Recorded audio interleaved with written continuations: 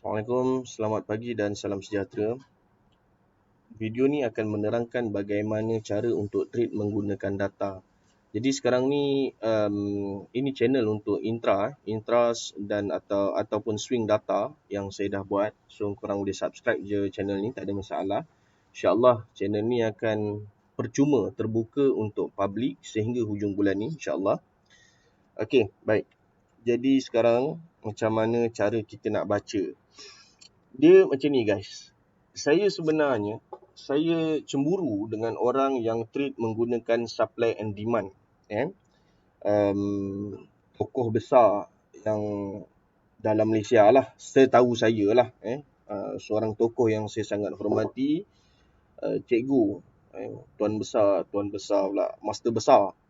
Pada saya satu ikon dalam dunia trading yang menggunakan konsep supply and demand.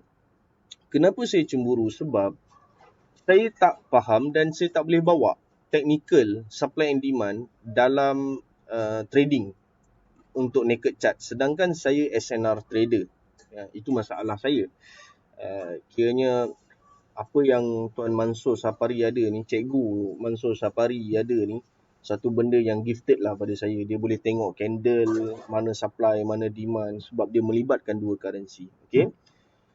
Jadi saya tak berhenti sekadar di situ. Seterusnya apa yang saya buat ialah saya cuba selongkar dunia di sebalik tabir candle, iaitu data.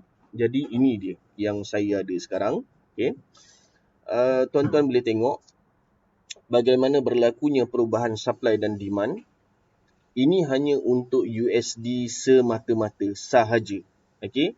Sebagai contoh, bila mana supply hampir kepada kosong, keesokan harinya kita boleh buy currency, kita boleh sell currency tersebut. Supply, sell. Begitu dia. Dan bila mana demand menghampiri kepada kosong, esok harinya kita boleh buy currency tersebut.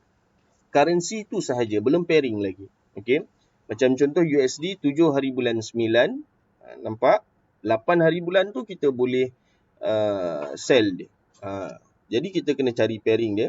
Okay? Maknanya 7 hari bulan juga kita kena cari pairing dia yang rendah demand dia. Okay. Jadi tengok warna apa? Tengok yang ni warna biru 5. Jadi kita nak yang dekat 7 hari bulan juga warna biru yang rendah. Yang rendah macam ni juga. Kita tengok 12 masih lagi tinggi sebenarnya. Okey, CAD cantik. 7 hari bulan 9. Tadi USD. Okey, USD 7 hari bulan 9, 5 supply dia. CAD 7 hari bulan 9 juga 5 supply dia. Jadi kita tengok USD CAD, saya guna broker Zero Market. Okey. USD CAD.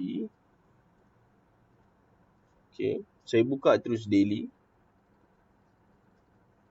7 hari bulan 9 dekat sini. Okey. Jadi sekarang ni USD, kita recall balik USD, supply dia 5. Jadi ini merupakan hint untuk sell. Kemudian CAD pula, demand dia tadi. Okey. CAD demand dia 5. Jadi itu merupakan hint untuk buy CAD. Okey.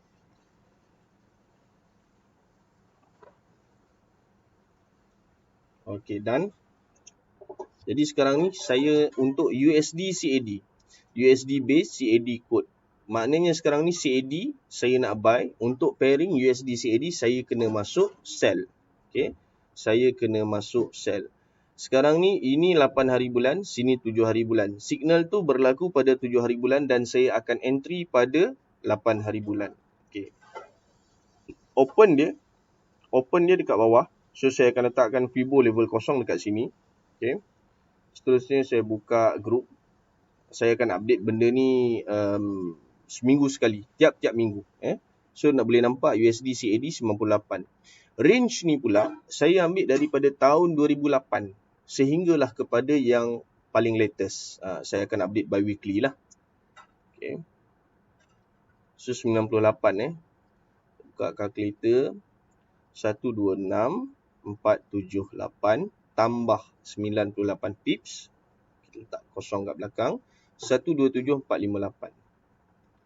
Okey. 127,458. Itu dia. Okey. Jadi ini dia. Kejap. Saya buat dia punya ni sikit. 128. Bawah dia 126. Okey. So ini cara saya treat. Jadi saya akan letak dia punya order. Sell. Ni semua sell lah ni. Okey. Makna kata daripada 100 sehingga kepada 0 level FIBO ni tadi. Ini merupakan average yang kita tengok. Yang kita tengok dekat grup Telegram ni. Yang dekat sini. Range daripada tahun 2008 sehinggalah kepada sehinggalah kepada yang sekarang. Ini dia. Daripada level 0 sehingga ke level 100. Ini jarak dia. Average dia untuk 13 tahun. Manakala 110, 120, 130, 140 yang ni extra entry lah. Okay, extra entry. Sebab ini average. So kita nak selamat lagi. Walaupun kita dah ambil average, kita tambah lagi beberapa level. Dan seterusnya 150 FIBO level. Saya akan letak stop loss dekat sini. Okay. Security dia macam mana? Security dia, walaupun macam contoh, tuan-tuan boleh nampak, yang mana bila mana dia rendah, seterusnya dia akan tinggi. Tengok 10 hari bulan 1 dia rendah, then dia akan naik balik. 14 hari bulan dia akan naik balik kan. Ini mana-mana currency pun macam tu, nampak. Dia turun, lepas tu dia naik balik, dia turun dan dia naik balik. Dia punya rhythm dia memang macam tu, tak lari. Dan paling best benda ni dalam bentuk angka, dalam bentuk nombor. Okay. Jadi senang. Saya suka benda yang macam tu, senang. Okay. Dan dia ada limit-limit dia lah. Dia ada limit dia. Saya memang ada limit saya. Berapa digit yang kita boleh trade, berapa digit yang tak boleh trade. Dia kena sampai sehingga ke digit yang keberapa dan sebagainya. Dia ada dia punya digit dia lah yang saya dah tetapkan. Okay. Itu memang dia punya memang dia punya rhythm dia. Bila dia rendah dia akan naik tinggi. Memang rhythm dia macam tu. Nampak? Sampai 0. Nampak? Demand dia sampai 0. 10 hari bulan naik melantun tinggi. Okay. Jadi ini entry dia dan ini TP dia. Walaupun average tu kita dah ambil. Okay, first step dia kita ambil dia dalam keadaan yang maksimum currency tu boleh pergi. InsyaAllah lepas pada tu dia dah tak boleh pergi dah. Itu yang pertama. Filter yang pertama. Untuk kedua-dua currency. Jadi kita ambil dalam keadaan dia yang paling max ataupun minimum. Makna kata untuk kita sell USD dengan CAD ni, USD CAD untuk kita sell, USD ni dia berada dalam kadar yang paling maksimum. Dia dah tak boleh pergi dah. Ni contoh USD. Okay. CAD pula dia minimum, dia memang minimum. Dia memang tak ada demand langsung. Okay. Jadi yang ni overbought, dia akan jadi macam tu. Okay, untuk USD dia akan jadi overbought. Manakala untuk CAD pula dia akan jadi oversold. Yang ni excessive of demand, yang ni excessive of supply. Dia akan jadi macam tu. Okay. Saya tak pastilah faham ke tak faham, tapi saya cuba. Okay. So itu filter yang pertama. Filter yang kedua pula berkenaan dengan average. Okay. Dan seterusnya TP. Jadi kalau kata rasa berminat, boleh join channel, tak ada masalah insyaAllah. Cumanya masing-masing ada cara trade masing-masing. Okay. Yang ni trade by range, saya selesa macam ni sebab kita boleh release order, lepas tu biarkan je dia, lantak ke dia. Kan? SL dah ada, TP dah ada. Dalam kes ni kalau kata macam contoh entry nak bubuh 0.01, 01, 01 sampai atas pun boleh, tak ada masalah. Kalau nak buat 0.01, 0.02, 3, 4, 5 dan makin naik makin tinggi pun boleh, tak ada masalah. Ataupun kalau kata nak buat macam 01, 02, 04, 08, 0.16, 0.32, 0.64 dan sebagainya pun boleh, tak ada masalah. Yang tu terpulang lah, yang tu risiko masing-masing lah. Yang tu benda yang subjektif, yang kita tak boleh nak ajar orang macam mana nak buat. Masing-masing punya akaun sendiri, masing-masing tahu macam mana nak bahagikan risk management. Okay. Jadi sekarang ni saya nak tunjuk satu setup. Okay, satu setup yang berlaku pada 17 hari bulan. Boleh tengok USD 16 hari bulan, dia punya supply dia 11. Euro pula supply dia 8. Okay, jadi euro dengan USD ni okeylah untuk sell pasal demand dia tinggi. Pada 16 hari bulan ramai orang yang dah beli dia. Dibeli currency ni dibeli dalam jumlah yang tinggi. Nampak 58 16 hari bulan Jadi 16 hari bulan punya signal kita akan trade pada 17 hari bulan lah. Okay. So ni CHF, yang ni pula NZD dan yang ini pula CAD. Okay. Jadi CHF ni pula dia rendah. Nampak? Dia rendah 16 hari bulan. Kalau perasan tadi euro, ni euro. Okay. Euro supply dia rendah. Makna kata ini merupakan hint untuk kita sell euro. Okay. Hint untuk sell euro. Manakala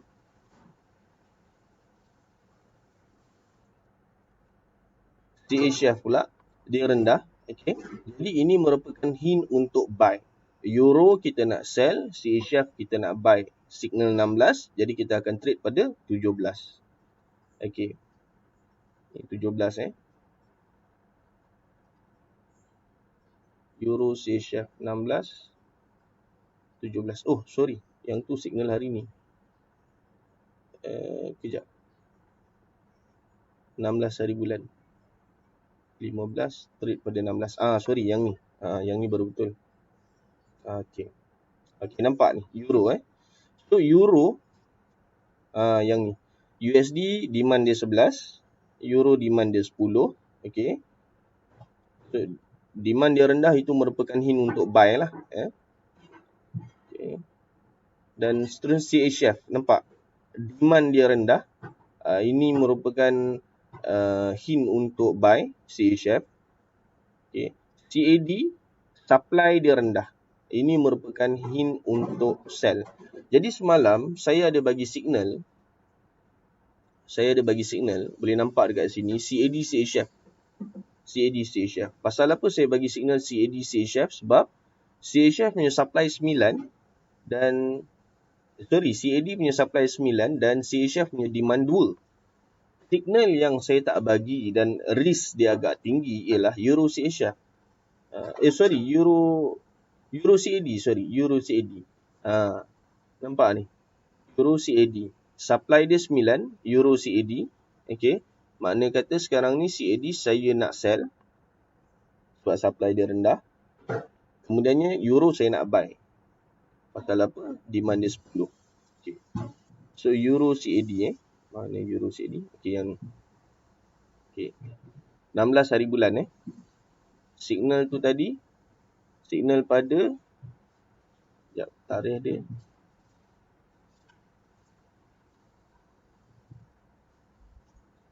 Tarikh dia 15 hari bulan. Nampak? 15 hari bulan Tarikh dia 15 hari bulan. 10 ni yang tadi Dan CAD dia punya supply dia 9 pada 15 hari bulan. Okay.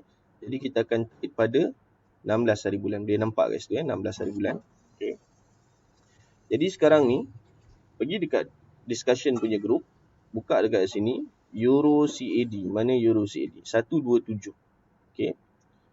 Jadi saya letakkan open zero level, Fibo zero level kat sini. Lepas tu tariklah 127 daripada range kosong sehingga ke 100.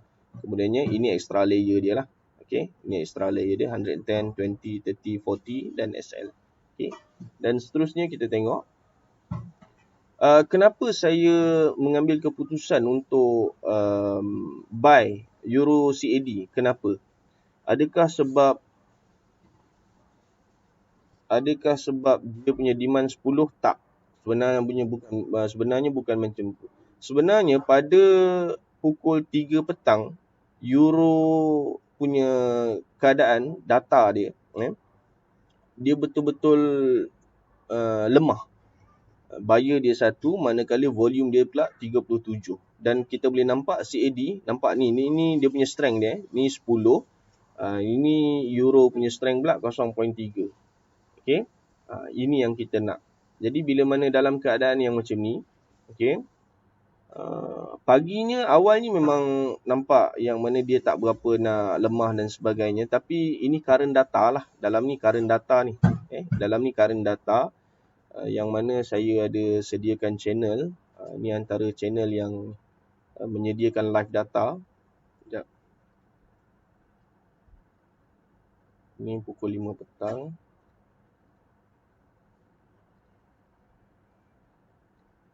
Ni pukul 3 petang. Okey. Ni dia pukul 3 petang yang semalam. Boleh nampak. Nampak. Euro punya data sampai kosong. Okey. Ini pula demand untuk CAD. Okey. Buyer ni demand lah. Okey. Sampai 21. Kemudiannya ni kosong. Jadi ini merupakan peluang yang baik untuk euro CAD saya entry buy. Okey. Dan dalam masa yang sama, alang-alang saya dah buka ni, trading idea for today ni saya akan update lah. Okey, yang ni scalp punya data, real time punya data. Yang ni sebenarnya kegunaan dia adalah untuk scalp. Tapi saya rasa kalau kata orang dah subscribe, dia dah scalp kan, dalam masa yang sama dia tahu arah untuk intra, itu merupakan satu kelebihan lah. Okey, jadi dia boleh gunakan kemahiran scalp tu tadi, dan dia boleh refer dekat sebelah kanan ni untuk tengok, hari ni intra apa dia punya trading plan dia, macam mana kan. Jadi dia boleh, kalau kata macam contoh dia dah masuk CAD C-sharp ni, dia dah masuk sell, dia boleh hold lah. Itu atas kemahiran masing-masing lah. Okay. Baik. Ni dia nampak euro sampai kosong dekat sini pada jam 3.18 petang. Nampak masih lagi kosong. Okay. Tu masih lagi kosong. Okay. Ini sebelum-sebelumnya lah, saya rewind balik lah. Okay. This is the reason kenapa saya masuk euro CAD, saya masuk sell. Dan nampak dia terjun sampai ke bawah. Okay. Dia terjun sampai ke bawah dan seterusnya dan naik balik. Dan ini merupakan ruang average lah, yang saya kata 13 tahun tu tadi. Ini ruang average dia lah. Okay. Kenapa kita ambil average? Sebab kita dah cuba dalam satu keadaan yang mana kita ambil dia dalam kadar yang sepenuhnya maksimum dan sepenuhnya minimum. Macam contoh tadi, dalam keadaan yang macam ni kan, euro ni betul-betul minimum, langsung tak ada demand, strength dia sampai kosong. Okay. Dan ada masanya yang mana boleh tengok CAD ni sampai 9.6. Dalam keadaan ni GBP paling tinggi 10 lah, tapi nampak CAD ni 9.6. Dan lepas pada tu, okay, nampak ni keadaannya di mana CAD ni 10. Betul-betul maksimum. Dia betul-betul, dia dah mencapai satu had yang paling tinggi dia boleh di ketika itu. Okey. Baik. Walaupun kita dah ambil dia dalam keadaan maksimum dan minimum, tapi kita masih lagi berhati-hati dan kita pakai range yang saya dah buat ni. Yang saya dah bubuh dekat dalam group discussion, range yang diambil selama 13 tahun ni tadi. Okey. Dan seterusnya, akhirnya alhamdulillah kan, dia TP lah. Okay. Dan macam mana pun nak kena ingat, berhati-hati. So kita ada SL, kita ada stop loss kita kat sini, dekat bawah ni. Okay. Macam mana sekalipun management korang, yang tu atas korang. Saya tak boleh nak guide dan sebagainya. Ada yang nak letak 0.01, semuanya 0.01, itu terpulang. Ada yang suka nak naikkan lot size by size, 0.01, 0.02 dan seterusnya, terpulang. Ada yang jenis yang nak berganda-ganda, 0.01, 0.02, 0.04, 0.08 dan seterusnya, terpulang. Yang tu atas kebebasan masing-masing. Okay. Dan saya sediakan data. Macam contoh macam ni, saya sediakan data. Dan saya berikan signal yang paling rendah risikonya. Okay. Macam contoh pada hari ni, CHF JPY, Euro CHF, USD CHF. Yang paling rendah tu biasa apa nama yang kat sini tak ada lah. Sekejap Okey. So sekarang ni bila mana korang tengok yang ni yang valid untuk entry lah pada hari tersebut. Okey. Jadi sekarang ni kalau kata korang tengok macam contoh macam boleh buy je, dia dah naik tinggi sangat dah ni kan. Ataupun boleh sell ke apa, macam contoh USD 93.11. Macam okey je ni. Boleh buy, boleh sell ni sebab apa nama dah terlalu tinggi sangat. Biasanya dia punya demand dia 66, 72, yang ni 112 kan. So kalau kata dia nak naik tinggi pun mungkinlah tak tinggi mana, sepasal apa 93 dengan 112 ni lebih kurang 20 je. Taklah jauh mana kan. Mungkin ada yang berfikir macam tu. Ni pula untuk euro. Okey, yang mana demand dia tinggi gila, supply dia paling tinggi pun naik 57 je. Ni demand dia dah sampai 58 dah ni. Ini memang boleh sell ni. Ada yang berfikir macam tu kan. So benda ni terpulang atas masing-masing. Saya tak boleh nak cakap. Ada juga yang berfikir macam contoh, ini contoh. Okey, 79 73. So bila dia tengok dekat sini pada 15 hari bulan 38, 16 hari bulan 47. 47 campur dengan 38, situ saja tu ada lebih kurang dalam 85. Dia dah lebih daripada puncak 2 ni. 79 dengan 73 untuk demand. Tapi untuk supply ada yang lebih tinggi lah, iaitu 112. Dan logik juga, kenapa benda ni berlaku, kenapa dia tak macam zigzag, macam contoh, macam USD ni, zigzag. Kan? Pasal apa? Bila mana dia dah hit 79, dia tak terus turun ke bawah. Dia pending dekat tengah. Dia mengekalkan demand dia lagi. Makna kata GBP ni kuat untuk tempoh 7, 8 dan 9. Seterusnya pada 10, 13 dan 14, GBP lemah. 10, 13 ni maknanya 10 ni jatuh hari Khamis ke? Hari Jumaat lah, lebih kurang macam tu lah. Sebab tu dia bila mana jadi je slope macam ni, automatically dia lepas tu dia akan sambung balik. Pasal apa? Yang ni dia gain banyak, yang ni dia akan kendurkan balik. Dia tak macam ni. Yang ni dia naik tinggi dia turun rendah, naik tinggi turun rendah, naik tinggi turun rendah. Itu dia punya sifat dia lah. Jadi itu je lah yang saya boleh share untuk data. Mudah-mudahan membantu. Macam mana pun depends on korang lah. Sebab macam mana sekalipun, saya as a provider, saya akan berikan yang paling rendah risikonya. Ada juga jenis yang bila mana dia dapat data, dia tengok data, dia masuk macam mana, dia buat FIBO dia macam mana. Ada yang guna FIBO, ada yang guna moving average dan sebagainya, ada yang guna Bollinger Band dan sebagainya, macam-macam. Sebab tu saya kata benda ni benda yang subjektif. Saya hanya provider. Macam mana cara korang guna data tu terpulang pada korang lah. Ada yang guna FIBO, dekat tengah-tengah ni, dekat level kosong ni, dia tambah satu lagi level kat bahagian bawah ni untuk buy. Bahagian atas ni untuk sell. So, bila mana open Monday je, dia tengok data macam mana. Macam contoh, hari Isnin. Kita tengok hari Isnin. 13 hari bulan. So kita cari 13 hari bulan. Dekat sini contohnya. So dia ambil, dia bubuh kat tengah ni. Dan dia bubuh buy sell. Macam mana cara dia agihkan dia punya entry dan TP dan sebagainya. Yang tu saya tak pasti. Saya boleh tunjuk, tapi saya nak kena hide dia punya identiti lah. Saya tak suka diorang ni ditedahkan. Saya jaga privacy diorang. So itu sahaja. Itu sahaja penerangan saya. Semoga bermanfaat. Dan kalau ada soalan boleh ajukan. Tapi sebab saya dah ada technical class untuk SNR, jadi fokus saya sepenuhnya pada grup technical sebenarnya. Tapi okey je, tak ada masalah. Kalau ada soalan, insyaAllah saya boleh cuba, insyaAllah. Baik, sekian sahaja di sini. Semoga bermanfaat. Saya mohon maaf sekiranya ada yang terasa dengan kata-kata saya sepanjang recording tadi.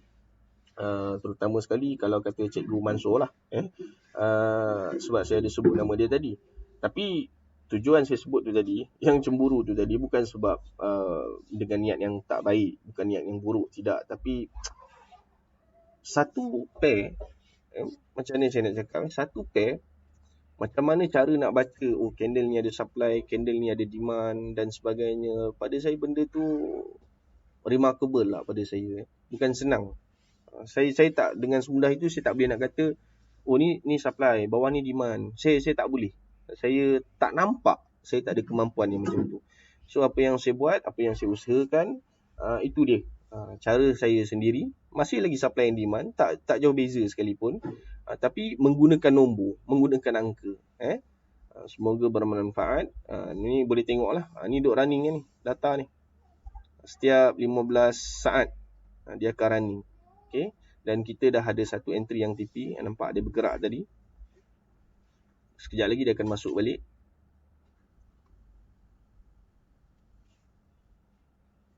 Setiap 15 saat, maknanya 1 minit 4 screenshot. Maksudnya dia akan jadi, nampak. Okay. So boleh tengok lah. Sebelah sini, ni ada dia punya trading idea untuk hari ni. Okay. Yang ni dia punya signal, yang ni pula dia punya supply and demand dia, hint untuk sell, hint untuk buy dan sebagainya. Okay.